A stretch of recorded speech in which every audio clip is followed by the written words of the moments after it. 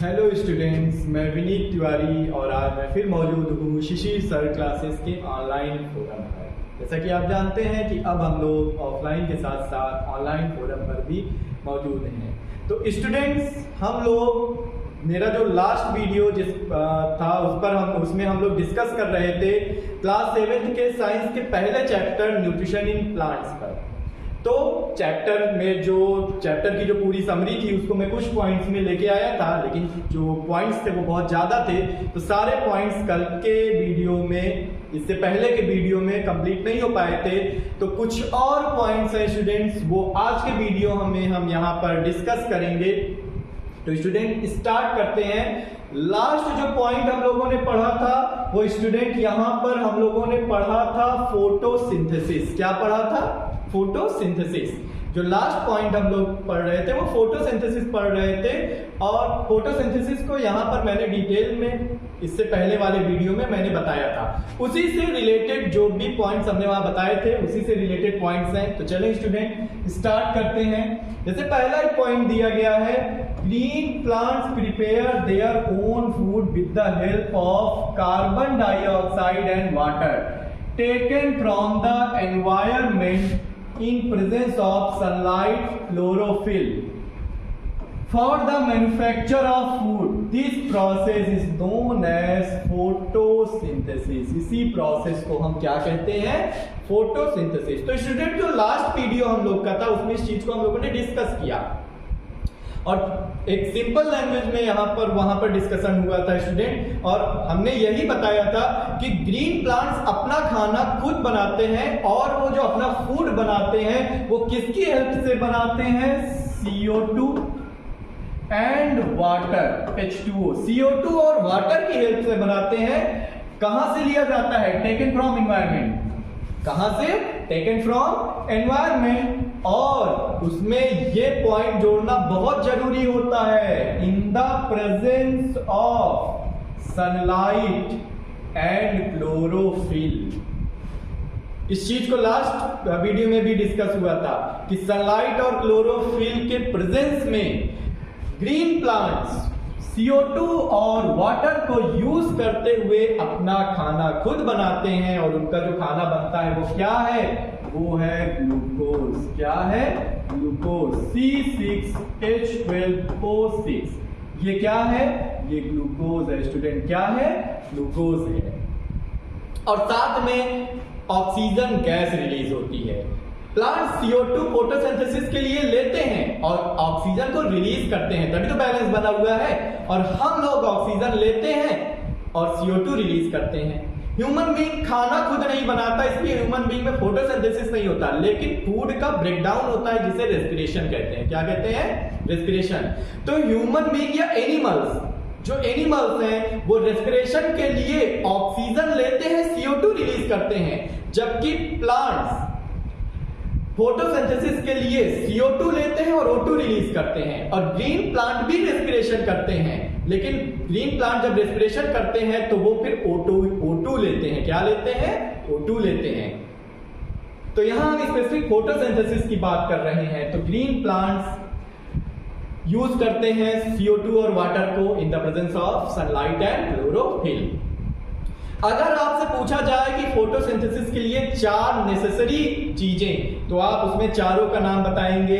पहला वाटर बताएंगे, दूसरा कार्बन डाइऑक्साइड बताएंगे, तीसरा सनलाइट बताएंगे, चौथा क्लोरोफिल बताएंगे। चारों में से कोई भी एक अगर प्लांट को नहीं मिला तो फोटोसिंथेसिस नहीं होगा। ओके स्टूडेंट्स, चले आगे बढ़ते हैं, अगले पॉइंट पर आते हैं, क्योंकि फोटोसिंथेसिस को हम लोग डिस्कस कर चुके थे। Plants use simple chemical substances like carbon dioxide and water and minerals for the synthesis of food। ये तो अभी भी डिस्कस हुआ कि फोटोसिंथेसिस में प्लांट को क्या चाहिए? CO2 and water. जो रॉ मटेरियल, फोटोसिंथेसिस में प्लांट जो रॉ मटेरियल लेता है वो CO2 और वाटर को ही लेता है। अगला पॉइंट है, chlorophyll and sunlight are the essential requirement for photosynthesis. Photosynthesis के लिए क्लोरोफिल और सनलाइट जरूरी रिक्वायरमेंट है। बिना क्लोरोफिल और सनलाइट के फोटोसिंथेसिस नहीं होगा। जो हमने फोटोसिंथेसिस में पढ़ा उन वही पॉइंट्स यहां पर दिए गए हैं। नेक्स्ट पॉइंट क्या है students? Complex chemical substances such as carbohydrates are product of photosynthesis. आपसे पूछा जाए प्रोडक्ट ऑफ फोटोसिंथेसिस, तो फोटोसिंथेसिस का प्रोडक्ट क्या होता है? कार्बोहाइड्रेट। जो ये लिखा हुआ है C6H12O6 ग्लूकोज, ये कार्बोहाइड्रेट है। ये क्या है? कार्बोहाइड्रेट है। आगे बढ़ते हैं। Solar energy is stored in the form of food in leaves with the help of chlorophyll. Solar energy store होती है in the form of food. मैंने इससे पहले वाले वीडियो में बताया था कि प्लांट फोटोसिंथेसिस प्रोसेस करते हैं, उसमें वो सोलर एनर्जी को कन्वर्ट करते हैं केमिकल एनर्जी में। सोलर एनर्जी को किस में कन्वर्ट करते हैं? केमिकल एनर्जी में कन्वर्ट करते हैं। वही है क्या? ग्लूकोज है। फिर उसे वो स्टोर कर लेते हैं। क्या कर लेते हैं? और किसकी हेल्प से? क्लोरोफिल की हेल्प से। किसकी हेल्प से? क्लोरोफिल की हेल्प से।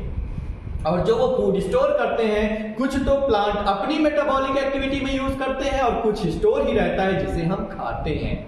जो हम खाते हैं वो स्टोर्ड फूड ही होता है प्लांट का। वो सारा नहीं यूज करते, बहुत थोड़ा सा यूज करते हैं, बाकी स्टोर कर लेते हैं और फिर उसे हम खाते हैं।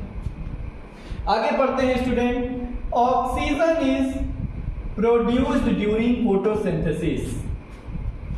ऑक्सीजन क्या होती है? फोटोसिंथेसिस प्रोसेस में क्या होती है? प्रोड्यूस होती है। यहां पर जो फोटोसिंथेसिस की जो रिएक्शन थी, पहले वाले वीडियो में हम लोगों ने पढ़ा था, वो क्या थी? 6CO2 plus 6H2O gives C6H12O6 plus 6O2। वही सारी चीजें बता रहा है। यूज हुआ CO2H2O, बना क्या? कार्बोहाइड्रेट। रिलीज क्या हुआ? ऑक्सीजन। रिलीज क्या हुई? ऑक्सीजन। और वही ऑक्सीजन हम लोग इनहेल करते हैं, एयर इनहेल करते हैं, एयर में ऑक्सीजन होता है। तो ये पॉइंट भी हो गया। Oxygen release in photosynthesis is utilised by living organism for their survival. ये तो हमें पता ही है कि ऑक्सीजन हमारे जीने के लिए, हमारे लाइफ के लिए इंपॉर्टेंट होती है। बिना ऑक्सीजन के हम सर्वाइव नहीं कर सकते। हमारे बॉडी में जो फूड का ब्रेकडाउन होता है, यानी रेस्पिरेशन प्रोसेस, जिससे हमें एनर्जी मिलती है, वो ऑक्सीजन के प्रेजेंस में होती है। बिना ऑक्सीजन के हो ही नहीं सकती। तो स्टूडेंट्स, यहाँ पर फोटोसिंथेसिस के जो पॉइंट्स हम लोगों ने पढ़े वही सब बताए जा रहे हैं। Fungi derive nutrition from dead and decaying matter. They are saprotroph. सब ऑटोट्रॉप नहीं होते, केवल ग्रीन प्लांट ऑटोट्रॉप होते हैं, बाकी सब हेटेरोट्रॉप होते हैं। तो हेटेरोट्रॉप में अलग अलग मोड ऑफ न्यूट्रिशन होता है, उसी में एक है सैप्रोट्रॉप। सैप्रो का मतलब क्या होता है? सैप्रो का मतलब ही होता है क्या? Dead and decaying. क्या होता है? Dead and decaying. सड़ा गला, मरा हुआ, सड़ा हुआ जो भी सब्सटेंस होता है, उनसे जो न्यूट्रिएंट को ऑब्टेन करते हैं, उन्हें हम सैप्रोट्रॉप कहते हैं। उनमें कौन आता है? फंजाई आता है। कौन आता है? फंजाई। फंजाई एक ग्रुप है जिसे हम फंगस जनरली कहते हैं। घर में देखा होगा ना, अचार वचार पर पड़ जाता है वाइट वाइट, वो फंगस है।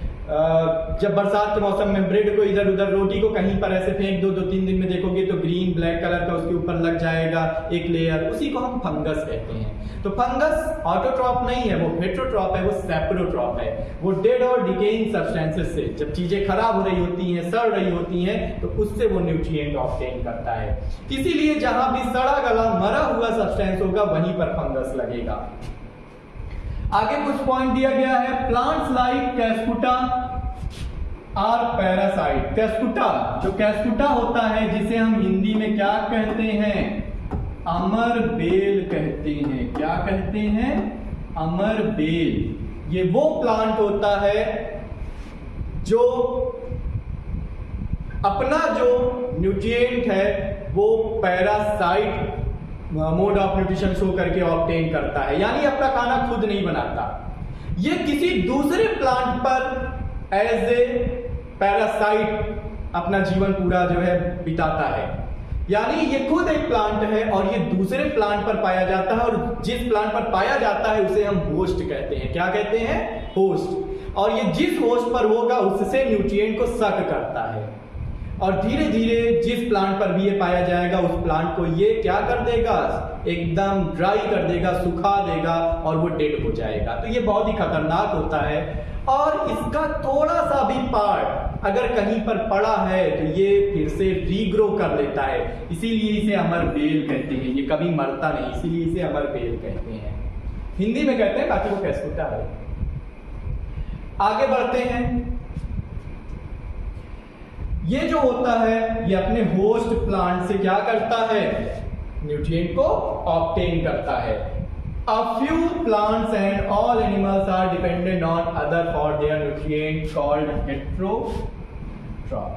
कुछ ही ऐसे प्लांट होते हैं और पूरे जितने भी एनिमल्स होते हैं वो अपना खाना खुद नहीं बना पाते, उन्हें हम हेट्रोट्रॉप्स कहते हैं। क्या कहते हैं? हेट्रोट्रॉप। ऐसे ऑर्गेनिजम्स जो अपना खाना खुद नहीं बना पाते उन्हीं को हम हेट्रोट्रॉप कहते हैं। अब कुछ हेट्रोट्रॉप दिए गए हैं यहां पर, उन्हीं को हम लोग क्या करेंगे, पढ़ेंगे। चलें देखते हैं, थोड़ा इसको ऊपर करते हैं।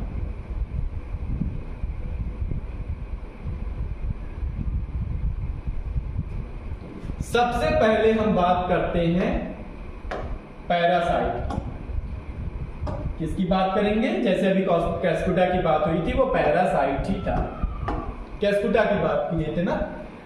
पैरासिटिक प्लांट या पैरासिटिक ऑर्गेनिजम्स की बात करते हैं। नॉर्मली पैरासिटिक ऑर्गेनिजम्स की बात करते हैं। तो organism that live on the body of other organism, ऐसे ऑर्गेनिज्म जो दूसरे ऑर्गेनिज्म की ही बॉडी पर रहते हैं, उन्हें हम पैरासाइट कहते हैं। क्या कहते हैं? पैरासाइट। और parasitic plants feed on other plant as either. जितने भी पैरासिटिक प्लांट होते हैं वो दूसरे प्लांट पर ही, जो जितने भी पैरासिटिक प्लांट होते हैं वो दूसरे प्लांट पर ही वो फीड करते हैं, और जिस प्लांट पर फीड करते हैं उसे हार्म करते हैं। क्या करते हैं? हार्म। इसीलिए इन्हें पैरासाइट कहा जा रहा है। जैसे अगर आप एनिमल्स की बात करें तो मच्छर एक पैरासाइट है। मच्छर जब हमें काटता है तो हमें क्या कोई फायदा होता है? नहीं। वो हमारा एक ड्रॉप, एक बूंद हमारा खून भी ले जाता है और हमें मलेरिया जैसी बीमारी भी दे जाता है। तो पैरासाइट जिस भी ऑर्गेनिज्म पर होंगे उसे हार्म करेंगे, उसी से न्यूट्रिएंट लेंगे और उसी को हार्म करेंगे। तो जितने भी पैरासिटिक प्लांट होते हैं वो दूसरे प्लांट पर क्या करते हैं, वो वहां पर फीड करते हैं। अब ये दो तरीके से होते हैं। ये कितने तरीके से होते हैं? दो तरीके से होते हैं। पहला होता है पार्शियल पैरासाइट। पहला क्या होता है? पार्शियल पैरासाइट होता है, यानी obtain some of their nutrition from the host. जैसे एक पेंटेड कप प्लांट होता है। कौन सा प्लांट होता है? पेंटेड। ये वाला, ये जो प्लांट यहां पर हमने दिया गया है ये पेंटेड कप प्लांट है। कौन सा है? पेंटेड कप प्लांट है। ये जो पेंटेड कप प्लांट होता है ये अब पूरी तरीके से तो दूसरे प्लांट पर नहीं डिपेंड होता है। इस पे देखो लीव्स भी पाई जा रही है, अपना खाना जो है बनाता है, फोटोसिंथेसिस करता है, लेकिन उस रेट में नहीं करता जिससे नॉर्मली प्लांट्स फोटोसिंथेसिस करते हैं। तो उसके लिए ये न्यूट्रिशन को बैलेंस करने के लिए ये दूसरे प्लांट के साथ अटैच हो जाता है और उससे भी न्यूट्रिएंट को क्या करता है? सक करता है। तो इसीलिए इसे हम पार्शियल पैरासाइट कह रहे हैं। क्या कह रहे हैं? पार्शियल पैरासाइट कह रहे हैं। ये पेंटेड कप प्लांट है। ये कौन सा प्लांट है? पेंटेड कप प्लांट है। जबकि दूसरे की अगर हम बात करें तो दूसरा जो यहां पर दिया गया है वो है टोटल पैरासाइट। पार्शियल पैरासाइट तो वो होते हैं जो पूरी तरीके से पैरासाइट नहीं होते हैं, लेकिन टोटल पैरासाइट वो यहां पर ऑर्गेनिज्म है जो वो प्लांट हैं जो पूरी तरीके से पैरासाइट होते हैं किसी दूसरे प्लांट पर। इसीलिए इन्हें टोटल पैरासाइट कहा जा रहा। क्या कहा जा रहा? टोटल पैरासाइट कहा जा रहा। डिपेंडेंट कंप्लीटली ऑन होस्ट और न्यूट्रिशन। जिस भी प्लांट पर ये एज ए पैरासाइट रहेंगे, कंप्लीट न्यूट्रिशन के लिए ये उसी पर डिपेंड होंगे। ये पार्शियल नहीं डिपेंड होंगे, ये पूरी तरीके से अपने होस्ट प्लांट पर डिपेंड होते हैं। होस्ट प्लांट का मतलब समझ में आ रहा है ना? पैरासाइट प्लांट जिस प्लांट पर डिपेंड होते हैं तो उस प्लांट को हम होस्ट कहते हैं। जैसे मच्छर पैरासाइट है, एक नॉर्मल सा एग्जांपल दे रहे हैं। मच्छर पैरासाइट है और हम होस्ट हैं क्योंकि मच्छर हम पर डिपेंड है। वैसे ही पैरासिटिक प्लांट जैसे पेंटेड कप है, मिस्टर जो है, ये सब जिस भी दूसरे प्लांट पर डिपेंड होते हैं, तो जिस प्लांट पर डिपेंड होते हैं उन्हें हम होस्ट कहेंगे और इन्हें पैरासाइट कहेंगे। तो मिस्टलटो है, कौन सा है? मिस्टलटो है। ये जो मिस्टलटो यहाँ पर ये दिया गया है, ये मिस्टलटो प्लांट है। ये जिस भी प्लांट पर होता लगता है ये पूरी तरीके से उसी पर डिपेंड होता है, यानी पूरा अपना जो न्यूट्रिएंट डिमांड है वो अपने होस्ट प्लांट से ऑब्टेन करता है। किससे ऑब्टेन करता है? अपने होस्ट प्लांट से ऑब्टेन करता है। ये तो पैरासिटिक प्लांट की बात हुई स्टूडेंट। आगे बढ़ते हैं, आगे आते हैं। जो अगला है वो है सैप्रोफिटिक प्लांट। क्या है? सैप्रोफिटिक प्लांट है। अभी हम लोग वैसे भी सैप्रोफिटिक प्लांट की यहाँ पर बात किए ही थे, सैप्रोफिटिक ऑर्गेनिज्म की बात किए थे, उन्हीं की बात करते हैं। सैप्रोफिटिक प्लांट या ऑर्गेनिज्म जिसमें कौन आता है? जिसमें आता है फंजाई।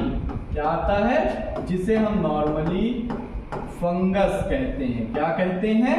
फंगस कहते हैं या फंजाई। वैसे तो जब हम हायर क्लास में, खासकर जब 9th में जाएंगे तो पढ़ेंगे फंजाई प्लांट का पार्ट नहीं है। फंजाई अलग किंगडम है। जो मेन 5 किंगडम है उसमें मोनेरा है, प्रोटिस्टा है, फंजाई है, प्लांटी है, एनिमेलिया है। तो प्लांट से अलग है फंजाई, लेकिन छोटी क्लासेस में फंजाई को प्लांट के साथ ही पढ़ा दिया जाता है। फंजाई को कहां पढ़ा दिया जाता है? प्लांट के साथ ही पढ़ा दिया जाता है। लेकिन हायर क्लास में जाएंगे तो हम पाएंगे फंजाई प्लांट से अलग है।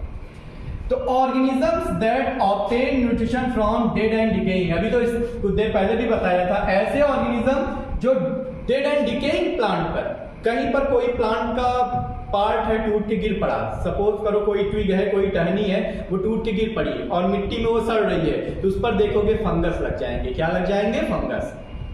ये जो फंगस, ये फंजाई होते हैं, ये डेड और decaying plant as well as animal matter जो सड़ रहे होते हैं उन पर ये ग्रो करते हैं। उन पर ये क्या करते हैं? ग्रो करते हैं। जैसे मशरूम, यहाँ पर एगरिकस है, मशरूम, तरह तरह के फंगस होते हैं। यहाँ पर कुछ यहाँ पर रिप्रेजेंटेशन इनका किया गया है। आगे बात करें तो एग्जाम्पल यहाँ पर दिया भी गया है, मशरूम है, मॉल्ट्स हैं और भी बहुत तरह के फंजाई और कुछ बैक्टीरिया भी हैं। कुछ बैक्टीरिया भी हैं जो डेड और डिकेइंग सब्सटेंसेस पर ही वो अपना न्यूट्रिएंट ऑब्टेन करते हैं, तो उन्हें भी हम सैप्रोफिटिक बैक्टीरिया कहते हैं। जब कोई ऑर्गेनिज्म मर जाता है, जैसे कोई जानवर मरा हुआ है या कोई प्लांट टूट के गिर पड़ा और सड़ रहा है, तो हम पाएंगे वहां पर, जब स्टडी करेंगे तो हम पाएंगे उस पर फंगस और बैक्टीरिया लग जाएंगे और वही फंगस और बैक्टीरिया उसे डिकम्पोज करते हैं। क्या करते हैं? डिकम्पोज करते हैं। चले आगे बढ़ते हैं, वीडियो के अगले हिस्से में आते हैं। Insectivorous plant. क्या? Insectivorous plant. इंसेक्टिवोरस नाम से ही पता चल रहा इंसेक्टिवोरस प्लांट कि ये ऐसे प्लांट होंगे जो अपना फूड इंसेक्ट से ऑब्टेन करते हैं। किससे ऑब्टेन करते हैं? इंसेक्ट से ऑब्टेन करते हैं, इंसेक्ट को खाते हैं, इसीलिए इन्हें इंसेक्टिवोरस प्लांट कहा जाता है। तो green plants which obtain their nourishment partly from soil and atmosphere and partly from small insect. ये पूरी तरीके से इंसेक्ट को नहीं खाते, ये फोटोसिंथेसिस भी करते हैं। ध्यान रहे, इंसेक्टिवोरस प्लांट जो भी होते हैं वो फोटोसिंथेसिस भी करते हैं, लेकिन फोटोसिंथेसिस करके अपनी न्यूट्रिएंट डिमांड को नहीं फुलफिल कर पाते, इसके लिए वो इंसेक्ट खाते हैं। क्या खाते हैं? इंसेक्ट खाते हैं।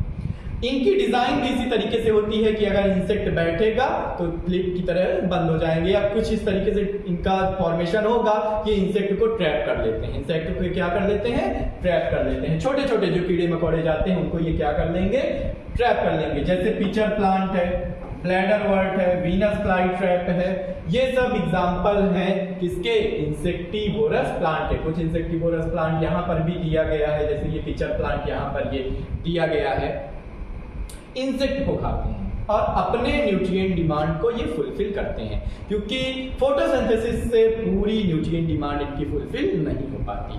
तो इसके लिए ये फोटोसिंथेसिस से, एनवायरनमेंट से अगर कह रहे हैं तो वो photosynthesis as well as insect को खाते हैं। आगे बढ़ते हैं, वीडियो के अगले हिस्से में आते हैं स्टूडेंट्स। सिम्बायोसिस। क्या है सिम्बायोसिस?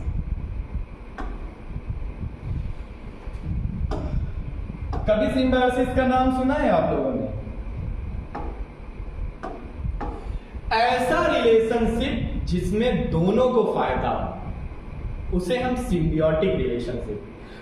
दो सब्सटेंसेस, दो लोगों, दो ऑर्गेनिज्म के बीच का ऐसा रिलेशनशिप जिसमें दोनों को फायदा हो, उसे हम सिम्बियोसिस कहते हैं। जैसे पैरासिटिक प्लांट है। कौन है?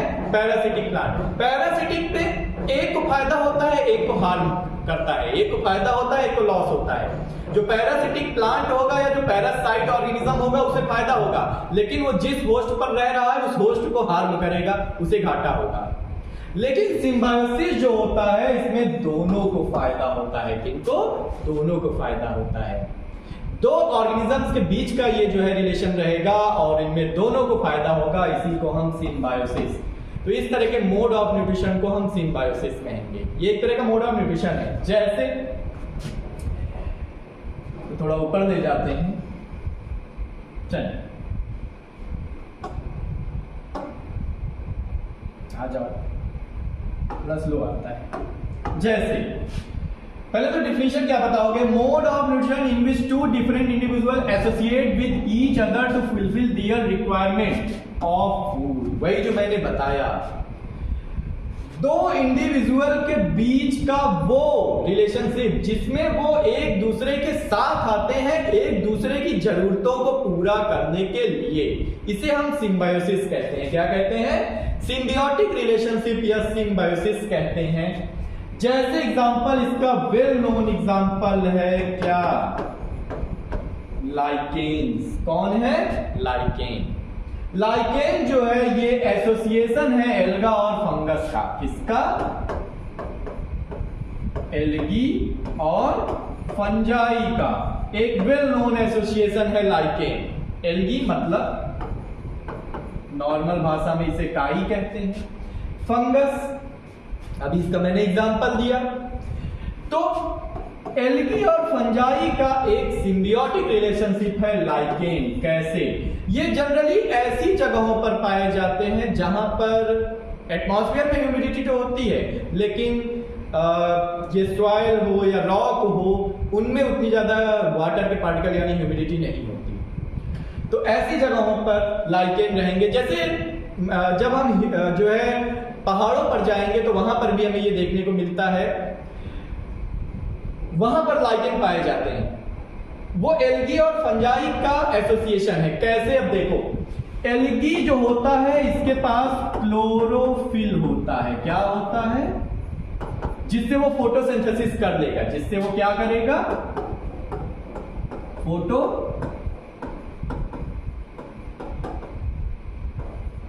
सिंथेसिस कर लेगा।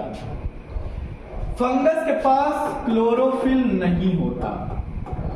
फंगस के पास क्लोरोफिल नहीं होता, लेकिन फंगस के पास माइसेलियम यानी रूट लाइक जो माइसीलियम इसके होते हैं, थ्रेड लाइक माइसीलियम होते हैं। जबकि एल्गी के पास वहां पर रूट नहीं होता। एल्गी के पास रूट नहीं होता। एल्गी बहुत सिंपल प्लांट है, इसके पास रूट नहीं है। एल्गी के पास रूट नहीं है लेकिन क्लोरोफिल है। और फंगस के पास रूट, हम रूट नहीं कहेंगे, रूट लाइक स्ट्रक्चर है जिसे हम वो जो थ्रेड लाइक स्ट्रक्चर होता है जिसे हम माइसीलियम कहते हैं। क्या कहते हैं? माइसीलियम कहते हैं। और ये फंगस की यूनिक प्रॉपर्टी होती है कि इसका जो माइसीलियम होता है ये एटमॉस्फेयर से भी ह्यूमिडिटी को एब्जॉर्ब कर लेता है, यानी वो उसे जो मॉइस्चर होता है एब्जॉर्ब कर लेता है। तो फंगस ये एब्जॉर्ब करेगा मॉइस्चर और वाटर, मॉइस्चर यानी वाटर, और ये देगा किसको? एल्गी को देगा। किसको देगा? एल्गी को। और एल्गी में क्लोरोफिल होता है, उस वाटर को यूज करते हुए कार्बन डाइऑक्साइड को एब्जॉर्ब कर लेगा एल्गी, और वाटर नहीं कर पा रहा था वो फंगस ने किया, जो है उसको दिया, और क्लोरोफिल के प्रेजेंस में वो फोटोसिंथेसिस करेगा। क्या करेगा? और फूड बनाएगा। क्या बनाएगा? फूड। और उस फूड को एल्गी भी फीड करेगा और वो फंगस को भी देगा। किसको देगा? फंगस को भी देगा। यानी फंगस ने मॉइस्चर को एब्जॉर्ब करके वाटर दिया किसको? एल्गी को। जबकि एल्गी क्लोरोफिल उसमें मौजूद था। CO2 भी वो एब्जॉर्ब कर लेता है एल्गी और फोटोसिंथेसिस करके फूड बनाएगा। फूड बना के एल्गी भी फीड करेगा और साथ में वो किसको देगा, फंगस को भी देगा। यानी दोनों को फायदा हो रहा है कि नहीं? अगर दोनों अलग अलग होते तो सरवाइव ना कर पाते, डेड हो जाते, लेकिन दोनों साथ आ गए और दोनों को फायदा है। एक ने वाटर दिया, दूसरे ने खाना दिया, और इस तरीके से दोनों को फायदा हो रहा। इसी रिलेशनशिप को हम क्या कहते हैं, सिम्बियोटिक रिलेशनशिप यानी सिम्बायोसिस कहते हैं। तो लाइकेन एक सिंपल एग्जांपल है। जो ट्री ट्रंक्स होती हैं उन पर भी लाइकेन पाया जाता है, लाइकेन उन पर भी पाया जाता है। तो यहाँ पर स्टूडेंट्स जो हम लोग का चैप्टर था न्यूट्रिशन इन प्लांट वो हुआ खत्म। अब अगले वीडियो में हम लोग NCERT जो प्रॉब्लम्स हैं उन पर डिस्कस करेंगे, जो NCERT क्वेश्चंस हैं उन पर डिस्कस करेंगे। Thank you students, have a nice day.